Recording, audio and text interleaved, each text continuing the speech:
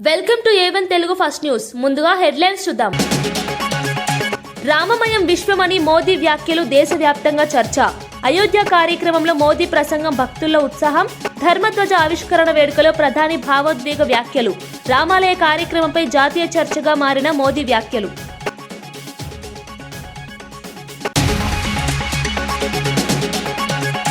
చీరలు రుణాల విషయంలో హరీష్ రావు విమర్శ. మహిళా చీరల పంపిణీపై ప్రభుత్వాన్ని నిలదీసిన హరీష్ రావు, చీరల సంఖ్య తగ్గించారని హరీష్ ఆరోపణ. వడ్డీ లేని రుణాల వ్యవహారంపై హరీష్ విమర్శలు కొనసాగింపు. బతుకమ్మ చీరలతో పోల్చి ప్రస్తుత ప్రభుత్వంపై హరీష్ విమర్శ.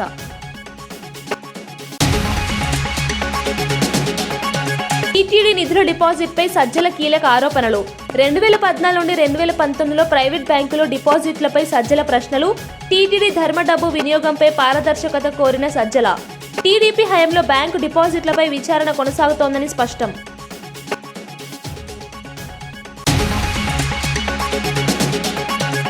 పేద ఇళ్ల నిర్మాణంపై మంత్రి పార్థసారథి హామీ. 2029 నాటికి ప్రతి పేదకు ఇల్లు ఇస్తామని పార్థసారథి హామీ. 3 లక్షల ఇళ్ల పంపిణీ పూర్తి చేశామని ప్రభుత్వం వెల్లడింపు.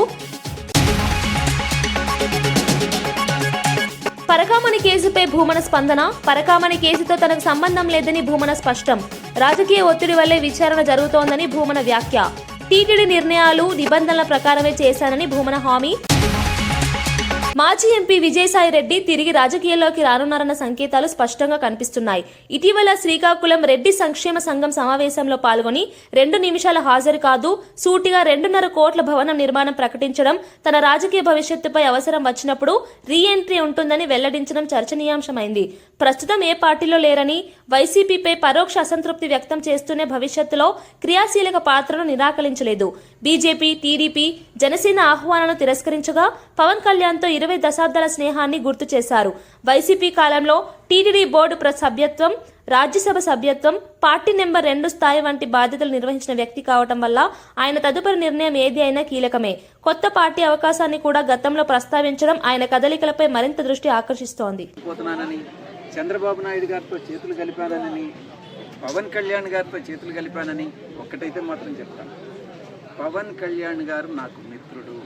ఈరోజు కాదు, ఒక 20 సంవత్సరాల నుంచి మా యొక్క స్నేహం వేరే, రాజకీయం వేరే.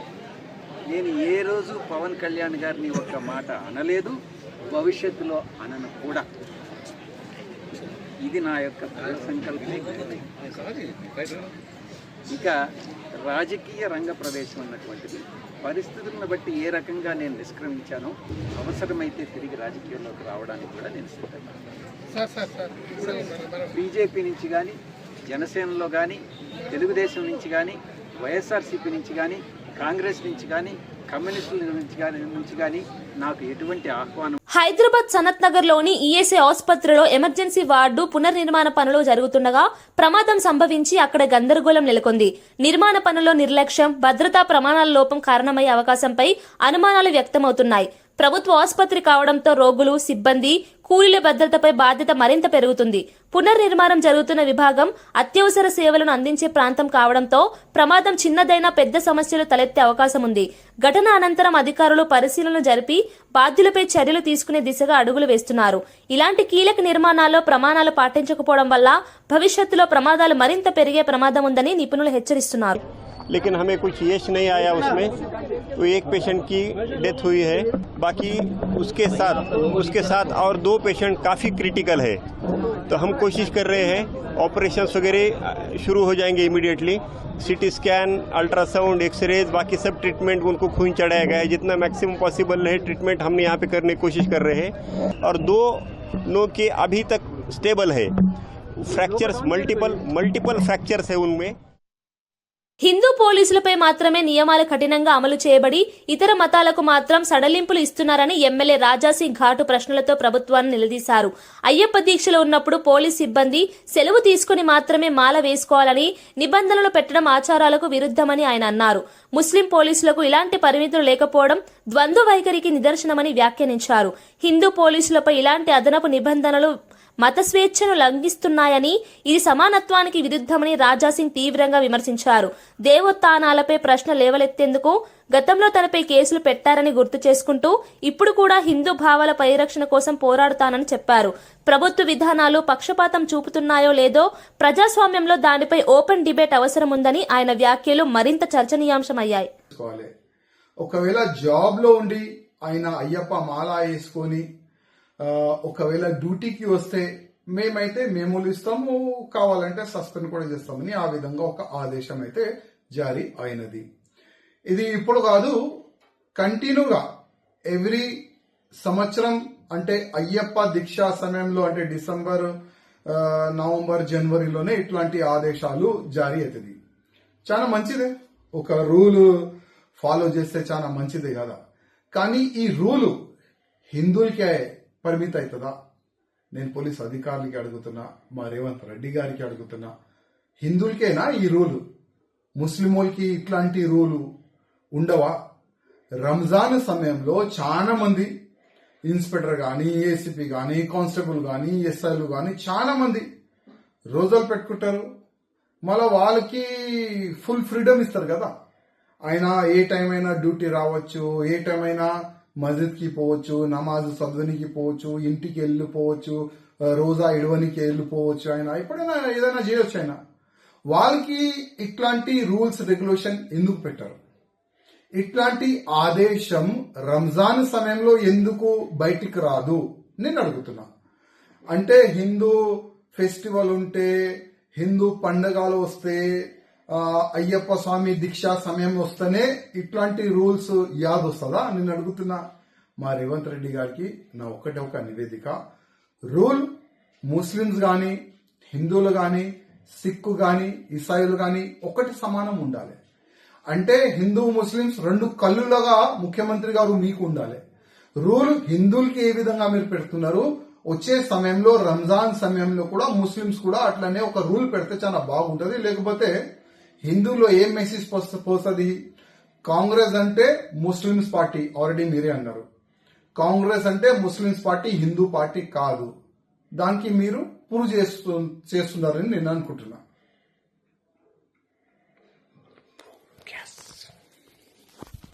సంగారెడ్డి గ్రామ పంచాయతీ ఎన్నికల నేపథ్యంలో కాంగ్రెస్ నేత జగ్గారెడ్డి నియోజకవర్గ ప్రధాన నాయకులతో ప్రత్యేక సమావేశం ఏర్పాటు చేశారు.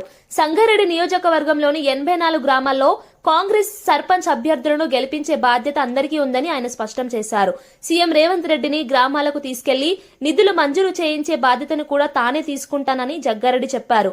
కష్టకాలంలో కాంగ్రెస్ కండువా కప్పుకొని నిలిచిన నిజమైన కార్యకర్తలకే ఈసారి అవకాశం ఇవ్వాలని ఆయన సూచించారు. కాంగ్రెస్ ని ఈ ఊరుకు రోడ్డు తెస్తా, ఈ ఊరికి నేను సార్తో మాట్లాడి రోడ్డు తెస్తా, సార్తో మాట్లాడి బండ్ల రైతులకు రోడ్లు వేపిస్తా. రైతులకు చెప్పండి,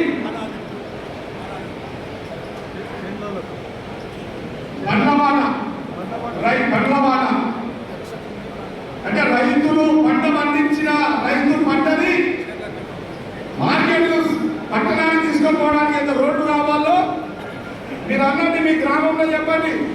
రేపు కాంగ్రెస్ కండువా సర్పంచ్ని గెలిపివని ఈ ఊరికి మెయిన్ రోడ్ చేస్తా, ఈ ఊర్లలో ఇంటర్నల్ రోడ్ వేపిస్తా, చేళ్ళకానికి తొవ్వలో రోడ్ వేపిస్తా అని మీరు మాటించుకోండి. అర్థమైన అందరికీ.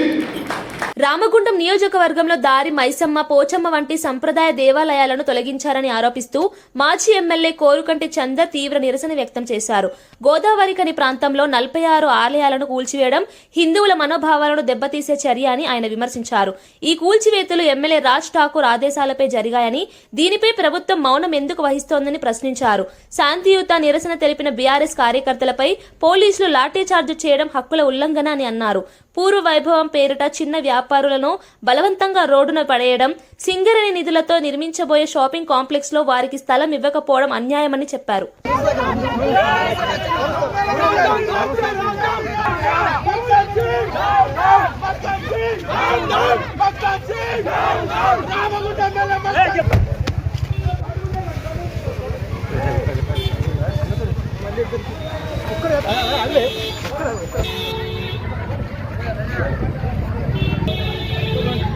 ఎమ్మెల్యే క్యాంప్ కార్యాలయం ముట్టడికి బీఆర్ఎస్ పార్టీ కార్యక్రమం తీసుకుంటే కనీసం ప్రజల గొంతుకలను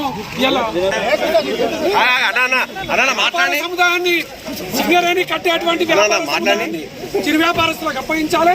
అదేవిధంగా మైసమ్మ కుళ్ళకు కట్టినటువంటి కులగొట్టినటువంటి వాళ్లకు శిక్ష విధించాలని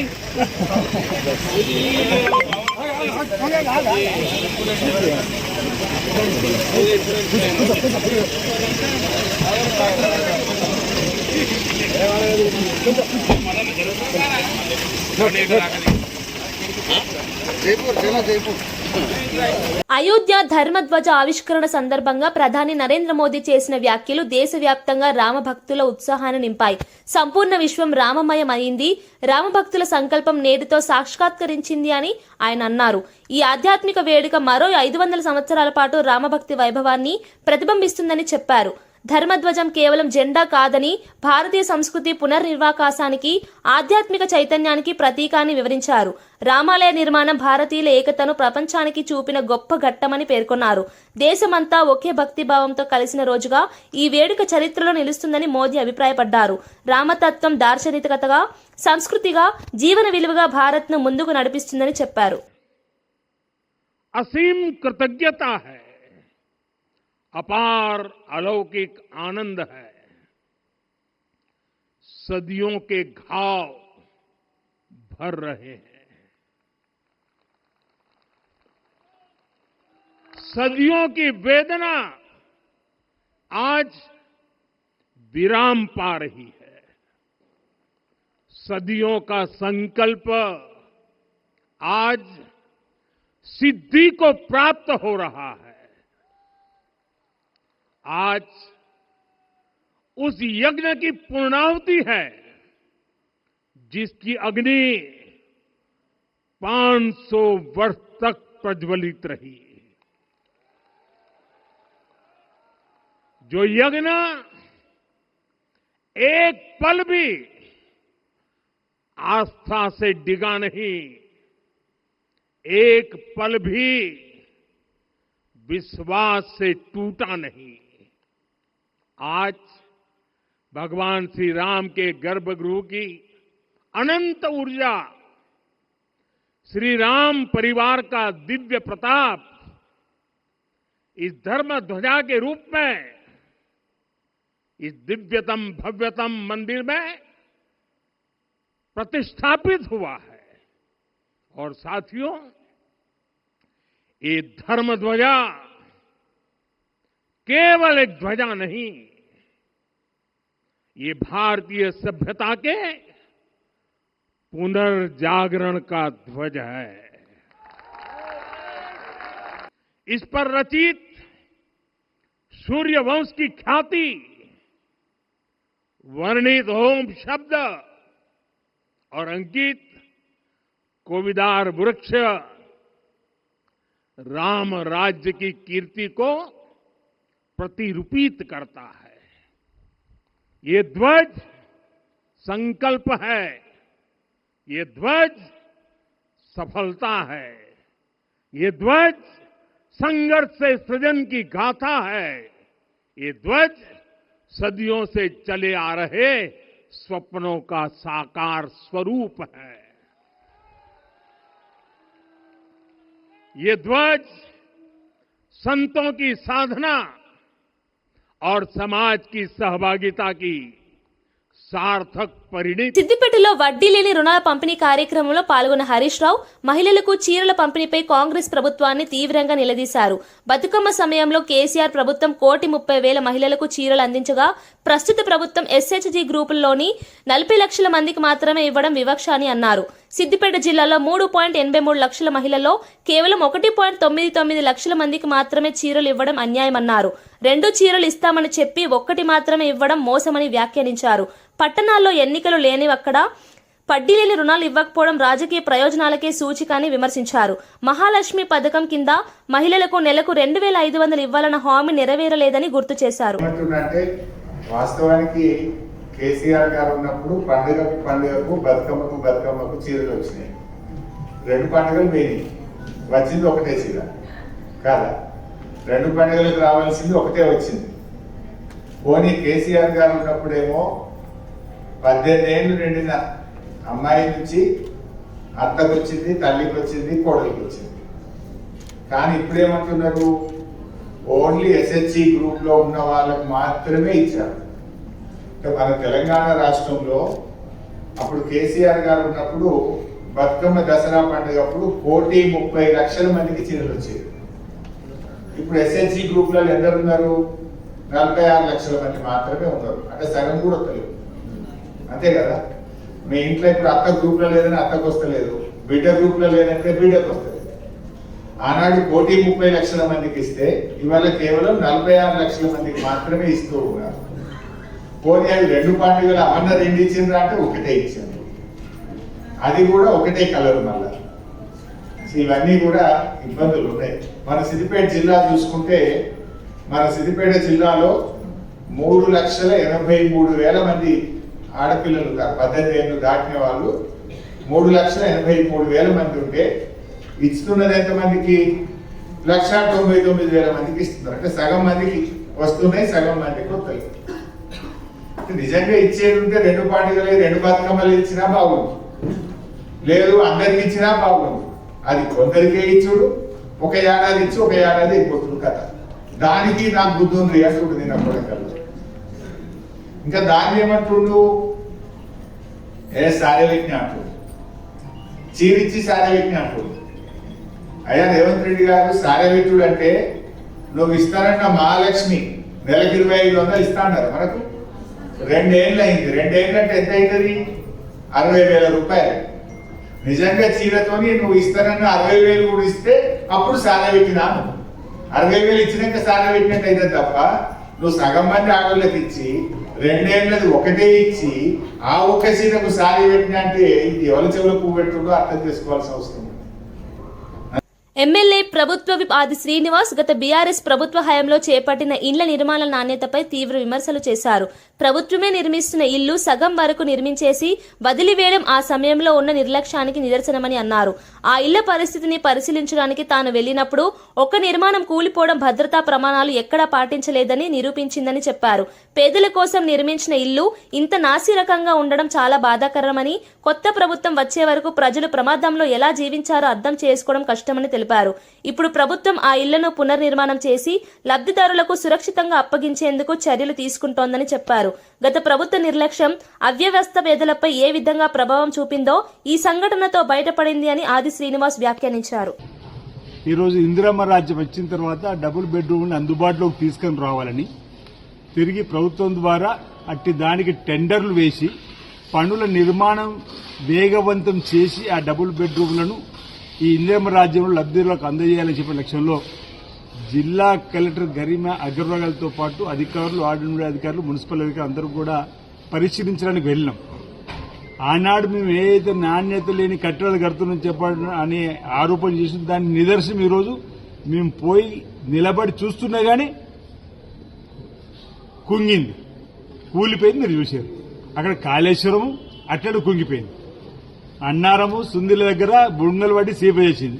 ఇది కేసీఆర్, కేటీఆర్ ఆనాటి బీఆర్ఎస్ పరిపాలన జరిగినటువంటి నిర్మాణాలు. ఇంకా భవిష్యత్తులో ఏమెక్కడెక్కడ ఏం జరుగుతుందో వాళ్ళ అక్రమార్జన కోసం నిర్మాణం చేసినటువంటి కట్టడాలు చెప్పని చూస్తే మేము అంటే ఆనాడు ఎక్కడైతే ఇప్పుడు బహుశా మీరు విజువల్స్ పాతవి చూస్తే, నేను ప్రతిపక్ష నాయకుడిగా రేవంత్ రెడ్డి గారు రీసెర్చ్ చేసినప్పుడు అనేక అక్రమ కట్టడాలపైన కానీ లేకపోతే నాణ్యతలను కట్టడానికి ధర్నా చేసినాం. ఇక్కడ కూడా మీరు ధర్నా చేసినవారు బహుశా విజువల్ మీరు చూస్తే అన్నట్టు విజువల్ కూడా దొరకవచ్చు.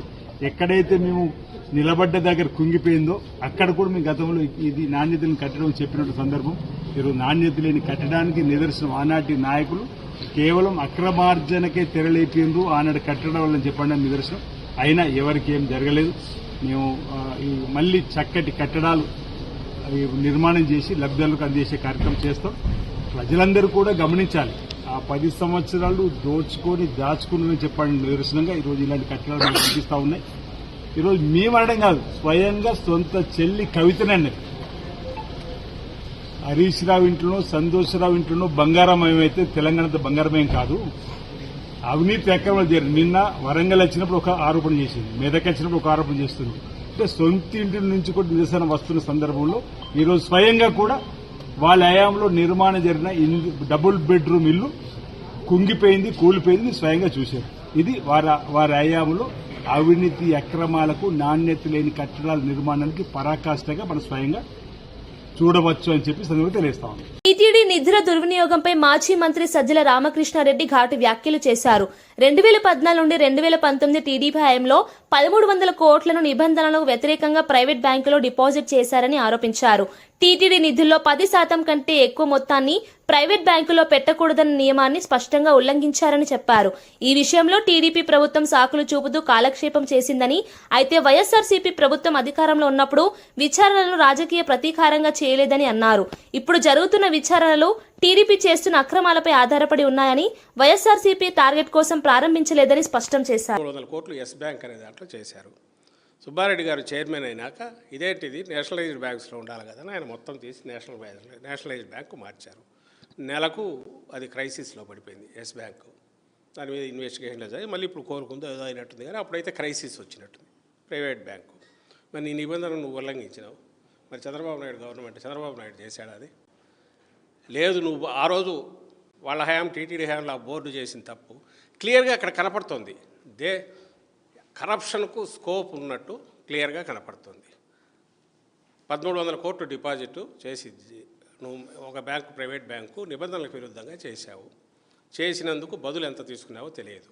మరి అనొచ్చుగా చేయాలి. ఆ రోజు దాన్ని సాల్వ్ చేశారు, ఆ రోజు పాయింట్అవుట్ చేశారు. దాని మీద అరెస్టులు చేయలే జగన్మోహన్ రెడ్డి గారు, దాన్ని టేకప్ చేసేయాలి. ఎందుకంటే చేతి నిండా పని ఉంది, జనానికి చేయాల్సింది ఉంది. దాన్ని కరెక్ట్ చేసుకుంటూ సిస్టమ్స్ ఎవాల్వ్ చేసుకుంటూ పోయినారు తప్ప దాని మీద అదొక స్కామ్ అని చేసి చంద్రబాబు నాయుడు అరెస్ట్ చేయలే. చంద్రబాబు నాయుడు అరెస్ట్ చేసినాం, ఇదేంటో చేశాము, క్లియర్ కట్ ప్రూఫ్ ఉన్న దాంట్లో చేశాము.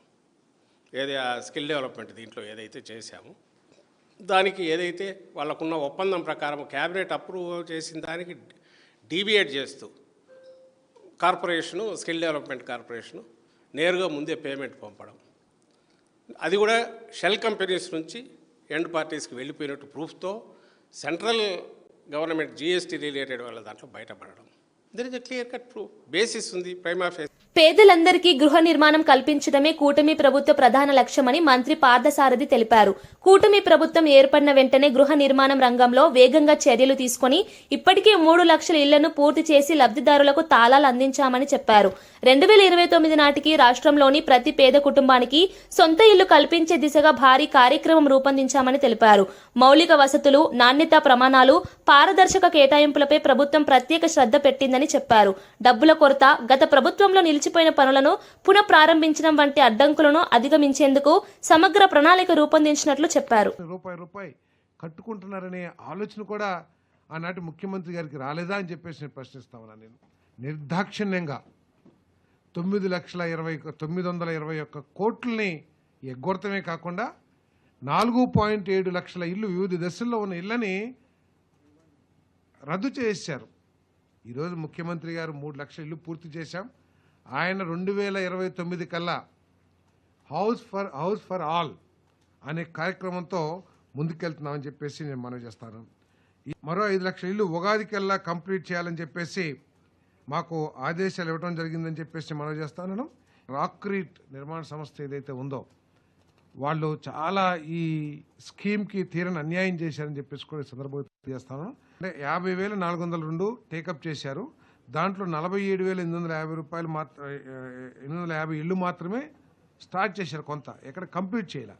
సో దీని ద్వారా మరి వేలాది మంది లబ్ధిదారులకి తీవ్ర అన్యాయం కూడా చేశారని చెప్పేసి మనం చేస్తాను. వీరు దాదాపు 80 కోట్ల రూపాయలు అవకతవకలు చేశారని చెప్పేసి విజిలెన్స్ రిపోర్టు. దీన్ని రికవరీ చేయడానికి ఆల్రెడీ చర్యలు తీసుకున్నాం. ఏ జిల్లాల్లో ఎక్కడెక్కడ అవినీతి జరిగిందో, లేకపోతే మెటీరియల్ తీసేసుకుంటాం కానీ, లేకపోతే ఎక్కువ డబ్బులు డ్రా చేస్తాం కానీ జరిగిందో ఆయా జిల్లాల్లో లీగల్గా ఎటువంటి అవకాశం ఉన్నా కూడా అన్ని కేసులు, క్రిమినల్, సివిల్ అన్ని కేసులు కూడా నమోదు చేయమని చెప్పేసి కూడా ఆదేశాలు ఇవ్వడం జరిగిందని చెప్పేసి కూడా మనం చేస్తాను. రాక్రీట్ సమస్య రాజమహేంద్రవరం కలెక్టరేట్లో జిల్లా అధికారులతో సమీక్ష నిర్వహించిన మంత్రి నాదెండ్ల మనోహర్ రాష్ట్ర వ్యాప్తంగా ధాన్యం కొనుగోలు ప్రక్రియ పండుగ వాతావరణంలో సాగుతున్నట్లు తెలిపారు. రైతులు ఎటువంటి ఇబ్బందులు పడకుండా ధాన్యం కొనుగోలు కేంద్రాలను సమర్థంగా నిర్వహించేందుకు ప్రభుత్వం ప్రతి చర్య తీసుకుంటుందన్నారు. ముఖ్యమంత్రి చంద్రబాబు నాయుడు, ఉప ముఖ్యమంత్రి పవన్ కళ్యాణ్ నాయకత్వంలో కూటమి ప్రభుత్వం రైతుల పట్ల సానుభూతి, బాధ్యతతో వ్యవహరిస్తోందని చెప్పారు. ముందస్తు సన్నాహాలు, తక్షణ చెల్లింపులు, రవాణా సౌకర్యాలు, నిల్వ కేంద్రాల ఏర్పాటుతో రైతులకు నమ్మకం కలిగించే విధంగా చర్యలు తీసుకుంటున్నట్లు తెలిపారు. రైతు సోదరుడికి అండగా ఒక భరోసా ఇచ్చినట్టు మా కూటమి ప్రభుత్వం గౌరవ ముఖ్యమంత్రి గారు చంద్రబాబు నాయుడు గారు, అదేవిధంగా గౌరవ ఉప ముఖ్యమంత్రి గారు పవన్ కళ్యాణ్ గారి నాయకత్వంలో గతంలో ఎన్నడూ లేని విధంగా కొన్ని సంస్కరణలు తీసుకొచ్చి రైతాంగానికి మేలు జరిగే విధంగా అనేక కార్యక్రమాలు చేపట్టాం. మీ అందరికీ తెలుసు, ఎక్కువగా ఉభయ గోదావరి జిల్లాలోను, కృష్ణా జిల్లాలోను మన ప్రాంతాల్లో ఈ రైతులు ఎంతో ఎంతో కష్టపడి ఒక అద్భుతమైన కార్యక్రమం ద్వారా అన్నపూర్ణ లాంటి జిల్లాలని ప్రపంచవ్యాప్తంగా ఒక అద్భుతమైన పేరు తీసుకొచ్చారు. సో అందులో భాగంగా మాకున్న అంచనాల మేరకు సుమారు 4,90,000 ధాన్యం పండుతుందనే అంచనాలకి 4 లక్షల వరకు మేము కొనుగోలు చేయడానికి సిద్ధమయ్యాం మన తూర్పుగోదావరి జిల్లాలో. అందులో భాగంగా ఆల్రెడీ ఈ రోజుకి వచ్చిన సంఖ్య 1,35,000 మెట్రిక్ టన్నులు ధాన్యం సేకరించాం. అంటే సుమారు 400 కోట్ల రూపాయలు ఆల్రెడీ రైతుల ఖాతాలో జమ చేసాం. జమ చేయడమే కాదు, 4-5 గంటల్లోనే వాళ్ళ ఖాతాలో జమ చేస్తాం. ఇది అద్భుతమైన కార్యక్రమం చేపట్టాం. ఇంకా కొంచెం లోతుగా సమీక్షించుకొని చిన్న పొరపాట్లు ట్రాన్స్పోర్ట్ విషయంలో కానివ్వండి, గోను సంచుల విషయంలో కానివ్వండి, రైతులు ఎక్కడ కూడా కష్టాన్ని ఎదుర్కోకూడదు. ఇన్ని రోజుల నుంచి వాళ్ళు ఏ విధంగా ఒక బిడ్డను పోషించినట్టు పంట జాగ్రత్త చూసుకున్నారు. రాబోయే రోజుల్లో కూడా ప్రభుత్వం నుంచి మేము అందించే ఈ వెసులుబాటును వాళ్ళకు ఉపయోగపడే విధంగా కార్యక్రమం చేస్తున్నాం. రైతు సహాయ కేంద్రాల్లో కూడా మా సిబ్బందికి చక్కగా వాళ్ళకి ట్రైనింగ్ ఇచ్చాం, యంత్రాలు మార్చాం.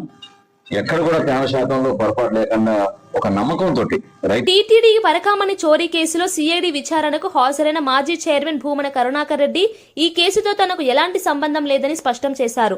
నక్కకు నాగలోకానికి ఉన్నంత దూరం ఉంది అంటూ తాను ఈ వ్యవహారానికి పూర్తిగా దూరమని పేర్కొన్నారు. రాజకీయ ఒత్తిడితోనే లోకేష్ ఈ విచారణను ముందుకు నెడుతున్నారని విమర్శించారు. తాను టీటీడీ చైర్మన్ గా ఉన్న సమయంలో ప్రతి నిర్ణయం నిబంధనలకు అనుగుణంగా తీసుకున్నానని, పరకామణి వినియోగం భద్రతా వ్యవస్థలు కూడా పారదర్శకంగా నిర్వహించామని తెలిపారు. తనపై వేస్తున్న ఆరోపణలు రాజకీయ ప్రేరేపితమైనవని, నిజం ఎప్పటికైనా బయటపడుతుంది. హైదరాబాద్ రాష్ట్ర రాజకీయాల్లో మరోసారి భూ కుంభకోణ ఆరోపణలు వేడెక్కాయి. సీఎం రేవంత్ రెడ్డి ఒక్కటే దెబ్బతో అదానీ, అంబానీ స్థాయిని మించేలా 5 లక్షల కోట్ల భూ స్కెచ్ వేసినట్లుగా ఆరోపించిన బీఆర్ఎస్ వర్కింగ్ ప్రెసిడెంట్ కేటీఆర్ తీవ్రంగా విమర్శించారు. ఈ ఆరోపణలతో రాష్ట్రంలో ఇద్దరు ప్రధాన వర్గాల మధ్య మళ్లీ మాటల యుద్ధానికి నాంది పలికింది. నాడు తెలంగాణ ఉద్యమంలో ప్రజలను చైతన్యం చేసినట్టు ఇప్పుడు అవినీతి అరాచకాలపై కాంగ్రెస్ సర్కార్ చేస్తున్న చర్యలను ప్రజలు గమనించాలని కేటీఆర్ సూచించారు. ముఖ్యంగా రాష్ట్ర భూములు, వనరులు ప్రమాదంలో ఉన్నాయని, ఈ సమయంలో విద్యార్థులు అప్రమత్తంగా ఉండాలని ఆయన పిలుపునిచ్చారు. చిన్న చిత్కా కుంభకోణం కాదు, 4 లక్షల నుంచి 5 లక్షల కోట్ల కుంభకోణం. రేవంత్ రెడ్డి గారి మనమడికి మునిమనమడి పుట్టేదాకా, వాళ్ళ మునిమనమడి పుట్టేదాకా ఆయన డోక లేకుండా అదానీ, అంబానీ ఒకటే దెబ్బల క్రాస్ కావాలని చక్కర్లా ఇవాళ రేవంత్ రెడ్డి గారిని స్కెచ్ చేసి, మరి దీని మీద మాట్లాడకపోతే, దీని మీద కొట్లాడకపోతే, దీని మీద పోరాటం చేయకపోతే రేపు ఇక ఎలక్షన్లు ఉండవు, ఏముండవు, కొనుక్కునే ఉంటుంది మొత్తం. ఇక నిలబెట్టి మనిషికి 1 లక్ష రూపాయలు వాడేసి కొనేస్తాడు రేవంత్ రెడ్డి గారు. ఇది జరగబోతున్న పరిణామం. ఇది ఎలక్షన్ వదిలేయండి, రేపటికి మీకు హైదరాబాద్ లో క్యాంటీన్ పెడదామంటే జాగా దొరకదు. చూడు, ఫుట్పాత్ మీద వ్యాపారం చిన్న ఇడ్లీ బండి నడుపుకుంటూ సమోసా బండి పెట్టుకునేమో హైదరాబాద్ దందని కొడుతుంది. ఇడ్లీ బండి చిన్న చెప్పుల దుకాణం నడుపుకుంటాడు ఫుట్పాత్ మీద కొట్టవతల వారేస్తారు.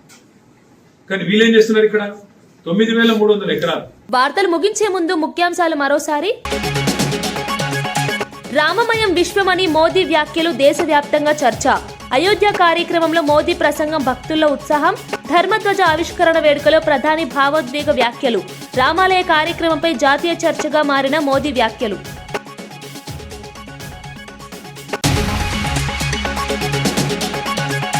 చీరలు, రుణాల విషయంలో హరీష్ రావు విమర్శ. మహిళా చీరల పంపిణీపై ప్రభుత్వాన్ని నిలదీసిన హరీష్ రావు. చీరల సంఖ్య తగ్గించారని హరీష్ ఆరోపణ. వడ్డీ లేని రుణాల వ్యవహారంపై హరీష్ విమర్శలు కొనసాగింపు. బతుకమ్మ చీరలతో పోల్చి ప్రస్తుత ప్రభుత్వంపై హరీష్ విమర్శ.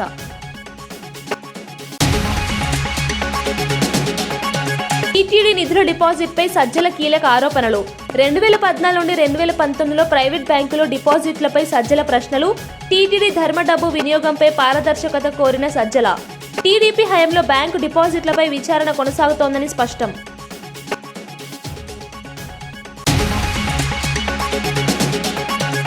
పేద ఇళ్ల నిర్మాణంపై మంత్రి పార్థసారథి హామీ. 2029 నాటికి ప్రతి పేదకు ఇల్లు ఇస్తామని పార్థసారథి హామీ. 3 లక్షల ఇళ్ల పంపిణీ పూర్తి చేశామని ప్రభుత్వం వెల్లడింపు.